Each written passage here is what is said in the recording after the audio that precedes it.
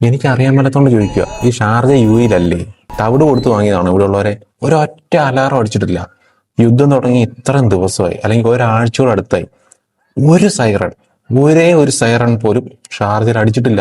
ഇനി എന്റെ ഫോണിന്റെ പ്രശ്നമാണോ എന്ന് എനിക്ക് തോന്നുന്നില്ല. ഞാൻ അധികം പേരോട് ഷാർജയുള്ളവരോട് ചോദിച്ചു. ആർക്കും ഇതുവരെ സൈറൺ അടിച്ചിട്ടില്ലെന്നേ. ദുബായിൽ അടിക്കുന്നു, അബുദാബിയിൽ അടിക്കുന്നു, റാസൽ ഖൈമയിൽ അടിക്കുന്നു, ഫുജേറയിൽ അടിക്കുന്നു. 2 മിനിറ്റ് കൂടുമ്പോഴും രാത്രി 2 മണിക്കും 3 മണിക്ക് 4 മണിക്കൊക്കെ അടിക്കുന്നു. ഇന്ന് വ്യാഴാഴ്ച മാർച്ച് 5-ാം തീയതി രാത്രി 9 മണിക്ക് വരെ ദുബായിലും റാസൽ ഖൈമയിലൊക്കെ അടിച്ചു. ഒരു 10-15 മിനിറ്റ് കഴിഞ്ഞപ്പോഴത്തേക്കും സേഫ് ആണെന്ന് പറഞ്ഞ് പിന്നെയും അലാറം അടിച്ചു.